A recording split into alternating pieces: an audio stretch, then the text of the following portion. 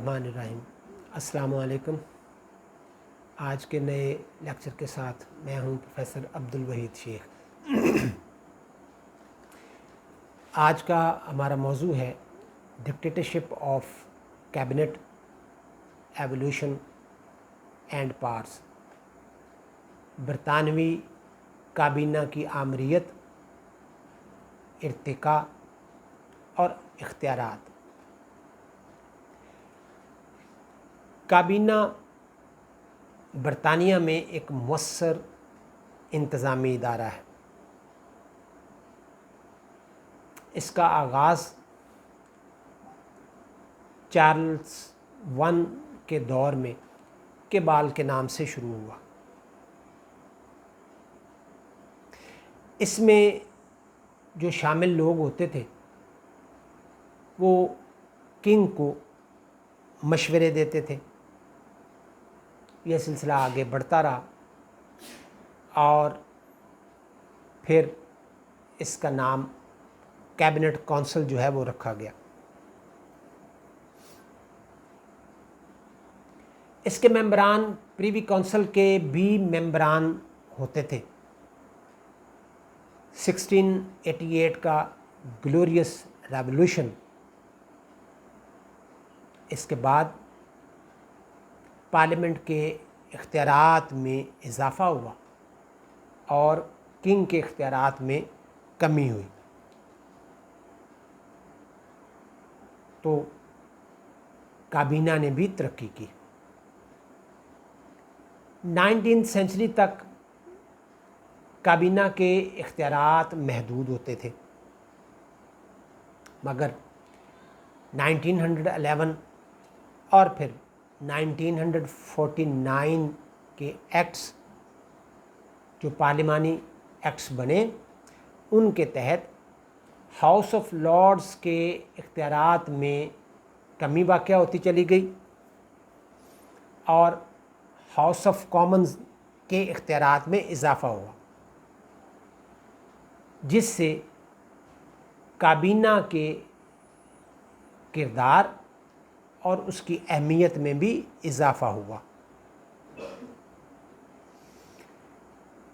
1916 में इसका बाकायदा सेक्रेटेरिएट बनाया गया। हफ्ते में एक दिन थर्सडे को 10 डाउनिंग स्ट्रीट में इसका इजलास बुलाया जाता और इसमें वक्त गुजरने के साथ साथ बाकायदगी आती गई। इसके इख्तियारात में इजाफ़ा होता चला गया और कैबिनेट को मरकज़ी हैसियत और मुकाम हासिल हो गया।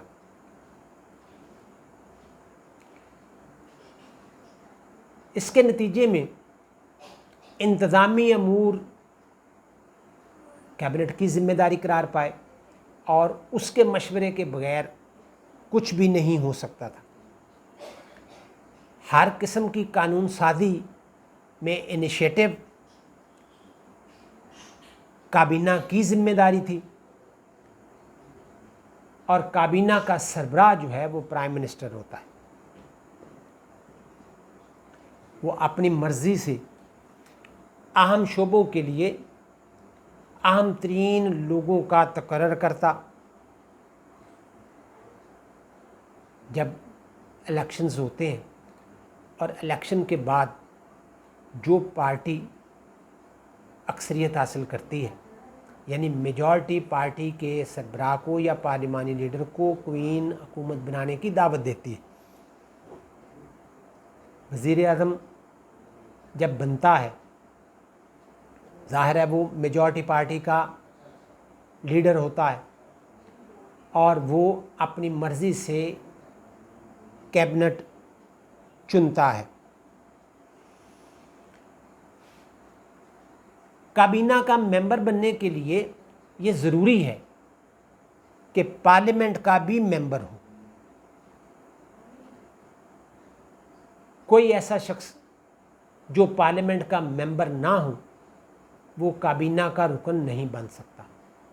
ज़्यादातर लोग जो हैं वो हाउस ऑफ कॉमन्स से लिए जाते हैं اور کچھ لوگ جو ہیں وہ ہاؤس آف لارڈ سے لیے جاتے ہیں، اور کابینہ اس وقت تک اپنی پاورز انجوائے کر سکتی ہے جب تک اسے پارلیمنٹ کی سپورٹ حاصل رہتی ہے، اس وقت تک برسر اختیار رہتی ہے جب تک اس کو پارلیمنٹ کی طرف سے بیک اپ ملتا ہے۔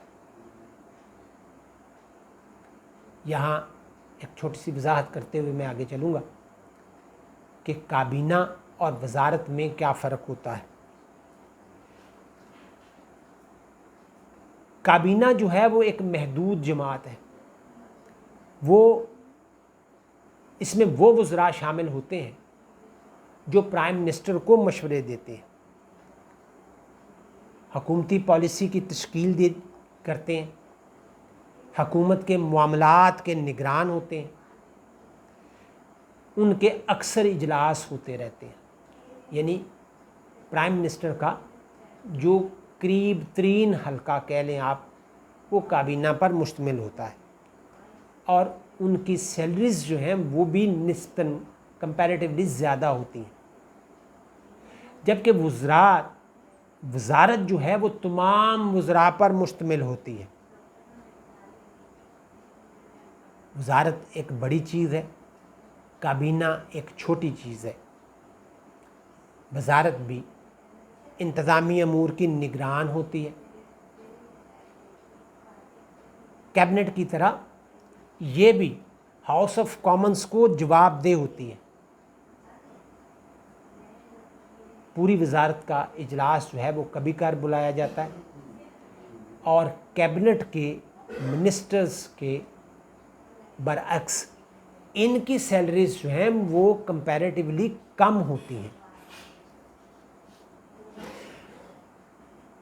اگر ہم کیبنٹ کے اختیارات کا جائزہ لیں تو ہم یہ دیکھتے ہیں کہ اس کی ایگزیکٹو پاورز ہیں، اس میں انتظامی عہدیداروں کی تقرریاں کی جاتی ہیں، بادشاہ کو کوئین کو مشورے دیے جاتے ہیں، تمام انتظامیہ کی نگرانی کی جاتی ہے،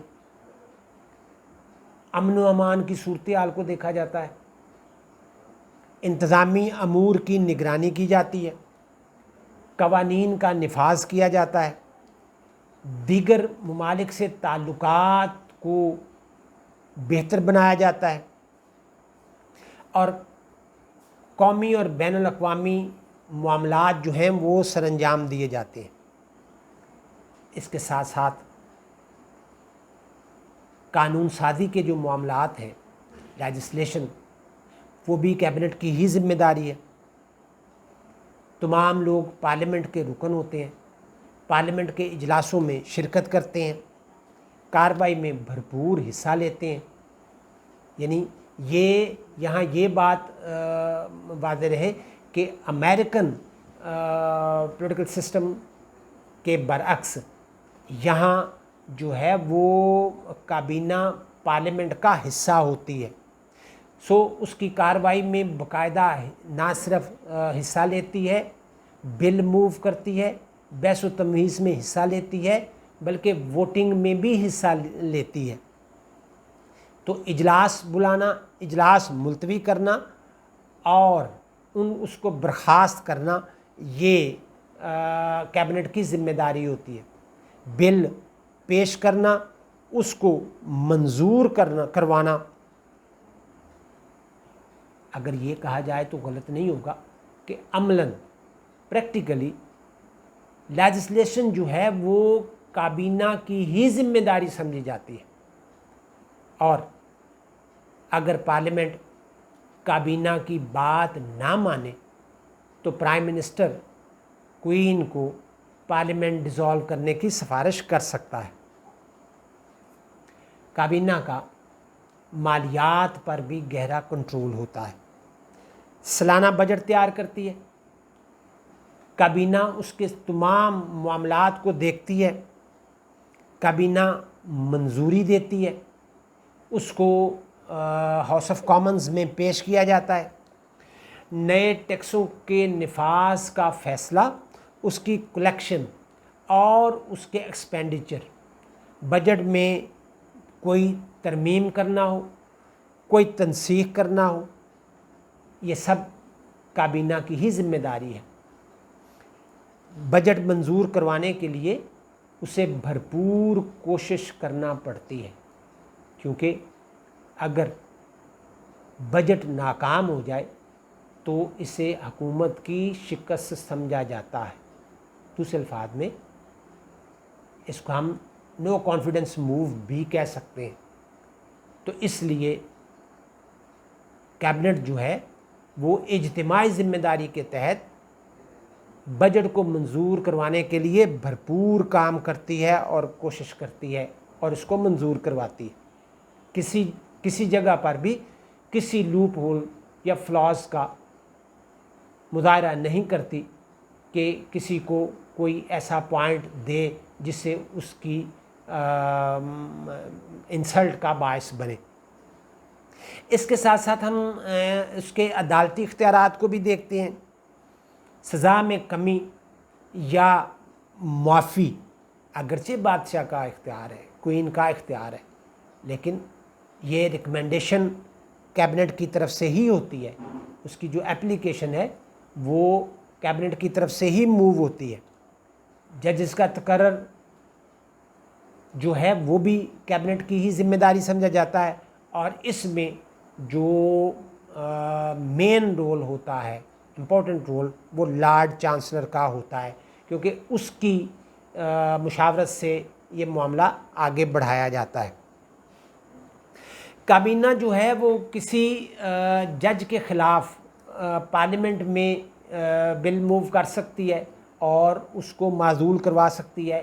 یہ ذہن میں رہے کہ کسی جج کی معزولی جو ہے وہ پارلیمنٹ کی طرف سے ہو سکتی ہے، کوئی انڈیویجول یہ ایکٹ نہیں ہے۔ تو اس وجہ سے اگر کابینہ کو کوئی پرابلم ہے تو اس کے لیے بل جو ہے وہ جو ایک ڈیو پروسیس جو ہے وہ پارلیمنٹ میں ہی کیا جائے گا، اور پارلیمنٹ ہی اس کی جو ہے اس کی معزولی کے لیے سفارش کرے گی۔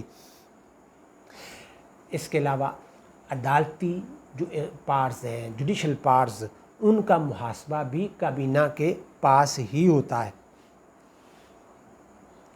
ان تمام پارز کو دیکھتے ہوئے ہم یہ کہتے ہیں کہ برطانیہ میں کابینہ جو ہے وہ بہت ہی زیادہ طاقتور ہے، بہت زیادہ۔ اس سے اس کی آمریت کا ایک تصور جو ہے وہ ڈیولپ ہوتا ہے۔ کہا یہ جاتا ہے کہ برٹش کیبنٹ جو ہے وہ اتنی پاورفل ہے، اتنی با اختیار ہے کہ عملاً اس کی آمریت جو ہے وہ قائم ہو گئی ہے، یعنی پریکٹیکلی اس کی ایک ڈکٹیٹرشپ جو ہے وہ قائم ہو جاتی ہے، کیونکہ کابینہ جو ہے وہ اصل حکمران ہے۔ انتظامی، قانون سازی، مالیاتی، عدالتی، یہ وہ تمام اختیارات ہیں جو وہ ہاؤس آف کامنز کے نام پر استعمال کرتی ہے۔ اس پر ترا یہ ہے کہ کابینہ یعنی کیبنٹ جو بل پارلیمنٹ میں پیش کرتی ہے وہ ان کو ہر صورت منظور کرواتی ہے۔ ان ادر ورڈز ہم یہ کہہ سکتے ہیں کہ کیبنٹ کے پیش کیے ہوئے تمام بل جو ہے وہ پارلیمنٹ میں منظور کیے جاتے ہیں، اور کیبنٹ کی مرضی کے بغیر کوئی بل جو ہے یعنی پرائیویٹ بل وہ منظور نہیں کیا جاتا۔ اگر کوئی پرائیویٹ بل منظور ہوتا ہے تو وہ اگر کیبنٹ کی مرضی کے خلاف ہو رہے ہیں تو اس کو کیبنٹ کی شکست سمجھا جائے گا، لیکن اگر کوئی پرائیویٹ بل منظور ہو رہا ہے تو وہ ڈائریکٹلی اور انڈائریکٹلی کیبنٹ کی مرضی سے یا حمایت سے ہو رہا ہے۔ اس کو ہم اس طرح سے دیکھتے ہیں کہ پارلیمنٹ کے مختلف ادوار کے مختلف اجلاسوں میں 907 بل جو ہیں وہ کیبنٹ کی طرف سے پیش کیے گئے، جن میں سے 906 بل جو ہیں وہ منظور کیے گئے. آن دا ادر ہینڈ جو کیبنٹ کے علاوہ یعنی پرائیویٹ بل پیش کیے گئے وہ 3500 اور ان میں سے صرف 71 بل جو ہیں وہ منظور کیے گئے اور وہ بھی کیبنٹ کی سپورٹ سے. یعنی اس سے ہم اس بات کا اندازہ لگا سکتے ہیں کہ کیبنٹ کی منظوری یا حمایت کے بغیر یا مرضی کے بغیر کوئی بل جو ہے وہ پارلیمنٹ سے منظور نہیں ہو سکتا اور کیبنٹ کی طرف سے جو بل پیش کیے جاتے ہیں وہ ہر حال میں منظور ہونا ہوتے ہیں. انتظامی اختیارات جو ہیں وہ کیبنٹ کی مرضی اور منشا کے مطابق چلتی ہیں، استعمال ہوتے ہیں یا عمل کیا جاتا ہے. ہاؤس آف کامنز کی کابینہ کو مکمل حمایت حاصل ہوتی ہے، حالانکہ پارلیمنٹ جو ہے وہ خالق ہے اور کابینہ جو ہے وہ اس کی مخلوق ہے، کیونکہ کابینہ کا خمیر جو ہے وہ پارلیمنٹ سے ہی اٹھتا ہے. کوئی شخص، جیسا میں نے ابھی عرض کیا کہ کوئی شخص اس وقت تک کیبنٹ کا ممبر نہیں بن سکتا جب تک وہ پارلیمنٹ کا ممبر نہ ہو. تو ہم یہ کہتے ہیں کہ ہاؤس آف کامن جو ہے وہ خالق ہے اور کابینہ جو ہے وہ اس کی مخلوق ہے. لیکن شاید دنیا میں یہ واحد مثال ہوگی کہ کابینہ جو مخلوق ہے اور پارلیمنٹ جو خالق ہے، یعنی مخلوق اپنی خالق کو ختم کرنے کا اختیار رکھتی ہے. تو یہ دنیا میں ایک ایکسکلوسو آپ ایگزامپل کہہ سکتے ہیں. آئینی طور پر اگر دیکھا جائے تو ہاؤس آف کامنز کو کیبنٹ ختم کرنے کا اختیار حاصل تھا یا ہے، مگر 1895 کے بعد یہ اختیار استعمال نہیں کیا گیا. یعنی 1895 کے بعد آج تک یہ اختیار کبھی نہیں استعمال ہوا کہ ہاؤس آف کامنز نے کیبنٹ کو ختم کیا ہو. لاسٹ ٹائم تب ہوا تھا. 20th سینچری میں کابینہ کے کردار میں مزید فعالیت آئی اور اس کو بے پناہ مقبولیت حاصل ہوئی. تو تمام اختیارات کا مرکز و محور اور منبع کیبنٹ قرار پائے. اس لیے ہم یہ کہتے ہیں کہ کابینہ کی ڈکٹیٹرشپ جو ہے وہ قائم ہو گئی. یعنی ڈکٹیٹرشپ آف کیبنٹ جو ہے وہ ہمیں نظر آتی ہے اور اس کی ہمیں کچھ وجوہات بھی نظر آتی ہیں جن کو ہم دیکھتے ہیں. سب سے پہلی وجہ یہ ہے کہ ایک مؤثر سیاسی کنٹرول ہے جس میں سیاسی جماعتوں کی تنظیم جو ہے وہ بہت فعال ہے، بڑا اہم کردار ادا کرتی ہے. سیاسی جماعتیں، پولیٹیکل پارٹیز جو ہیں وہ متحد ہیں، آرگنائز ہیں، ان کو اپنے ممبرز پر مکمل کنٹرول ہے. کوئی ممبر اپنی پارٹی پالیسی کے خلاف نہیں چل سکتا. تو جب ایسی سچویشن ہوگی تو آپ خود امیجن کریں کہ وہاں ہارس ٹریڈنگ یا فلور کراسنگ کا کوئی تصور کر سکتا ہے؟ ہرگز نہیں. اس کے لیے کسی بھی ممبر کے لیے کھلی آپشن ہے کہ اگر اس کو پارٹی پالیسی سے اختلاف ہے تو وہ پارٹی چھوڑ دے. لیکن ایسا ہوتا نہیں ہے. اپنی اس اختلاف کی وجہ سے اپنی پارٹی کو چھوڑنا سیاسی خودکشی کے مترادف ہے، کیونکہ کوئی دوسری سیاسی جماعت اسے قبول نہیں کرے گی. اور الیکشن اتنا زیادہ ایکسپینسو، ایکسپینسو ہو گیا ہے کہ بحیثیت آزاد ممبر وہ آزاد الیکشن لڑنے کا تصور بھی نہیں کر سکتا، اور اس پر بھی ترا یہ ہے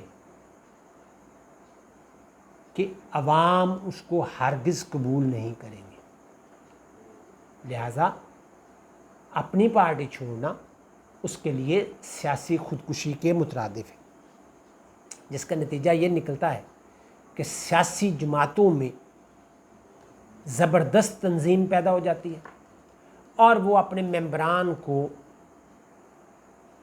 اطاعت کرنے پر مجبور کر دیتے ہیں۔ On the other hand third world countries, France, Italy میں مؤثر پولیٹیکل کنٹرول حاصل نہیں ہوتا، پولیٹیکل پارٹیز اتنی زیادہ منظم نہیں ہوتی، لہذا وہاں یہ چل جاتا ہے، کمزور پارٹی پولیٹکس کی وجہ سے لوگ ادھر ادھر ہو جاتے ہیں، لیکن برطانیہ میں کوئی اس کا امیجن نہیں کر سکتا۔ اس کے علاوہ 2 پارٹی سسٹم ہے، لیبر پارٹی ہے اور کنزرویٹو پارٹی ہے۔ عوام انہی 2 کو پسند کرتے ہیں، ایک تیسری پارٹی بھی موجود ہے، اس کے علاوہ بھی کچھ پارٹیز موجود ہیں۔ تیسری پارٹی جو کسی حد تک کچھ الیکشن میں کچھ سیٹیں جو ہے وہ لے لیتی ہے، وہ لبرل پارٹی ہے، لیکن وہ اتنی فعال نہیں ہے جتنی یہ 2 پارٹیاں ہیں۔ لوگ انہی 2 پارٹیوں کو پسند کرتے ہیں اور انہی کو ہی اہمیت دیتے ہیں۔ کنزرویٹو پارٹی جو ہے وہ اصل میں سرمایہ داروں کی پارٹی ہے اور وہ آزادانہ انڈیپینڈنٹ ٹریڈ پر جو ہے اس کو فوقیت دیتی ہے۔ لیبر پارٹی اشتراکی نظریات کی حامل ہے، کمیونسٹ جو آئیڈیالوجی ہے اس کی قائل ہے، اور جو پارٹی بھی برسر اقتدار آتی ہے، اراکین جو ممبران ہوتے ہیں وہ اپنی پارٹی کی پالیسی کے پابند ہوتے ہیں، اس کی مکمل حمایت کرتے ہیں۔ بعض اوقات ایسی صورتحال پیدا ہو جاتی ہے کہ وہ پالیسی ان کو پسند نہیں ہوتی، لیکن وہ اس پوزیشن میں نہیں ہوتے کہ وہ اپنی پارٹی کو چھوڑ کر اپوزیشن میں جا بیٹھیں یا ان کی حمایت کریں، کیونکہ سب سے پہلی بات پارٹی ڈسپلن ہوتا ہے، اور دوسری بات جو ہے وہ پارٹی منشور ہے، اور دونوں پارٹیوں کا منشور جو ہے وہ تو ایک دوسرے سے بالکل بھی نہیں ملتا، لہٰذا اپنی پارٹی کی پالیسی اگرچہ اسے ناپسند ہی کیوں نہ ہو، مگر وہ دوسری پارٹی کے منشور کو عوامی پریشر کے تحت قبول نہیں کر سکتا۔ On the other hand France, Italy, Pakistan اور انڈیا جیسے ممالک میں عام طور پر سیاسی جماعتوں کا ایک ہی منشور ہوتا ہے۔ نظریاتی طور پر فرق نہ ہونے کی وجہ سے وہ ایک سے دوسری پارٹی میں جمپ کرتے رہتے ہیں یا کر سکتے ہیں۔ نتیجہ حکومتیں اس کمزور پارٹی ڈسپلن کی وجہ سے غیر منظم اور غیر مستحکم رہتی ہیں۔ اس کے علاوہ ایک اور ریزن بھی ہم دیکھیں گے کہ پرائم منسٹر کو اس بات کا اختیار ہوتا ہے کہ وہ اگر چاہے تو بیفور ٹائم پارلیمنٹ کی ہاؤس آف کامنز کی کو ڈیزالو کرنے کی ریکمنڈیشن دے سکتا ہے کوئین کو۔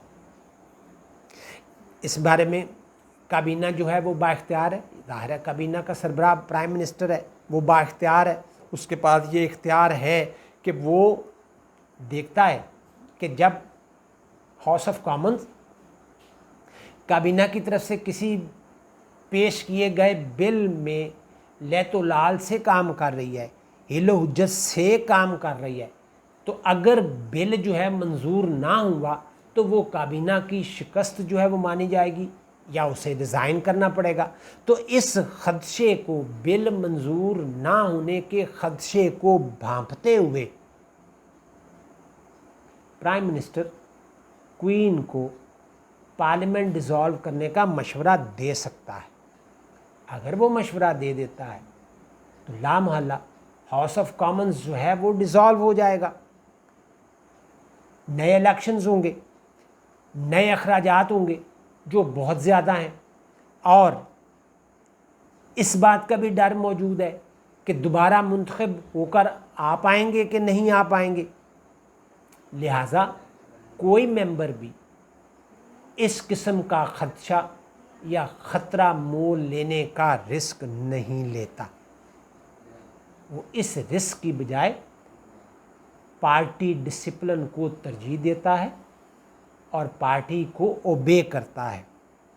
یہ اگرچہ یہ ایک طرح کی تھریٹ ہوتی ہے، لیکن یہ پرائم منسٹر کا اختیار ہے اور وہ اس کو، یہ پرائم منسٹر اور کابینہ کا اختیار ہے اور وہ اس کو استعمال بھی کر سکتے ہیں. اب جیسا میں نے ابھی یہ بات کہی تھی کہ پرائم منسٹر اگر کوئین کو ہاؤس آف کامن ڈیزالو کرنے کی ریکمینڈیشن دیتا ہے تو کوئین پابند ہے اس کو ڈیزالو کرنے کی. اگر نہیں بھی کرتی تو وہ ایک مخصوص ٹائم کے بعد خود بخود ڈیزالو ہو جائے گی. اب یہ بات اس سے ملائیں کہ کابینہ مخلوق ہے اور پارلیمنٹ اس کی خالق. تو بیج ہاٹ اس بارے میں کیا کہتا ہے؟ وہ کہتا ہے کہ کابینہ ہاؤس آف کامنز کی تخلیق ہے، لیکن دنیا میں دوسری تخلیقات کے برعکس یہ واحد تخلیق ہے جو اپنے خالق کو ختم کرنے کا اختیار رکھتی ہے. فرانس میں کابینہ کو یہ اختیار حاصل نہیں ہے، لہٰذا اس اختیار کے نہ ہونے کی وجہ سے وہاں کوئی تھریٹ بھی نہیں ہے. لوگ آسانی سے بوقت ضرورت فلور کراسنگ بھی کر سکتے ہیں، کر جاتے ہیں.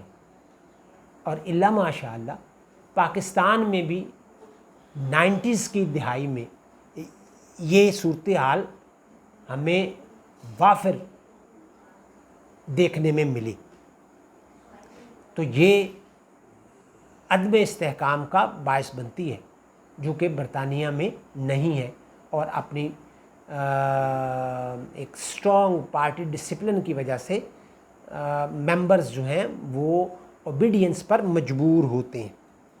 اس کے علاوہ کیبنٹ کو مالیات پر بھی مؤثر کنٹرول حاصل ہے. یہ کابینہ کا اختیار ہے. نئے ٹیکس لگائے ان کو لاگو کرنا، ان کا نفاذ کرنا. سالانہ جو بجٹ ہے وہ ایکسچیکر کی مدد سے بنایا جاتا ہے، جو کابینہ کا رکن ہے بڑا اہم اور طاقتور رکن ہوتا ہے. مختلف محکموں کو بجٹ جو ہے وہ ایلوکیٹ کیا جاتا ہے. یہ ان تمام شعبوں کو، محکموں کو، اداروں کو جو بجٹ دیا جاتا ہے وہ ایکسچیکر، اور ایکسچیکر چونکہ کیبنٹ کا ممبر ہوتا ہے یہ اس کی مرہون منت ہوتا ہے، لہذا اس وجہ سے بھی اسے ایک ایکٹیو اور ڈومینیٹنگ رول جو ہے کیبنٹ کا مانا جاتا ہے. اس کے علاوہ ہم دیکھتے ہیں لیجسلیشن سے متعلق، قانون سازی سے متعلق جو اختیارات ہیں. ایک قانون سازی کے اختیارات ہیں، ایک تفویضی اختیارات ہیں. اس میں پارلیمنٹ اگرچہ بنیادی طور پر لیجسلیچر ہے اور اس کا کام ہے، بے شمار مسودات وہاں دیے جاتے ہیں، پیش کیے جاتے ہیں، جس پر بحث و مباحثہ ہوتا ہے. کام اتنا زیادہ ہوتا ہے کہ وہ مسودات جو بل ہیں ان کی باری آنے میں بڑا ٹائم جو ہے وہ لگتا ہے. لہذا یہ کیبنٹ کو ذمہ داری سونپ دی جاتی ہے ہاؤس آف کامنز کی طرف سے کہ جو کیبنٹ ہے وہ مختصر مدت میں ان بل کا تجزیہ کرے اور ان کو پھر پارلیمنٹ میں پیش کر کے منظور کروائے. تو اس وجہ سے بھی اس کی فوقیت جو ہے وہ قائم ہوتی ہے. اور اس کے علاوہ ہنگامی جو اختیارات ہیں، ایمرجنسی کے اختیارات، جنگ ہو یا کوئی ناگہانی صورتحال، معاملات سے فوری طور پر نپٹنے کے لیے کب پارلیمنٹ کا اجلاس بلایا جائے، کب بحث مباحثہ ہو، کب کسی نتیجے میں پہنچے اور کوئی پالیسی جو بنائی جائے، لیکن تفویضی اختیارات کے تحت کیبنٹ جو ہے وہ یہ کام کرتی ہے. اور اس میں ہم یہ دیکھتے ہیں کہ 1928 کا جو اکنامک ریسیس تھا اس میں کابینہ نے انتہائی اہم کردار ادا کیا اور بڑے اہم اور مناسب اور فوری فیصلے جو ہیں وہ کیے. یہ صورتحال جو ہے یہ کابینہ کی فوقیت کو ظاہر کرتی ہے. اس کے علاوہ کابینہ میں یہ بھی ایک چیز ہے کہ وہ ایک اجتماعی ذمہ داری کے تحت چلتے ہیں.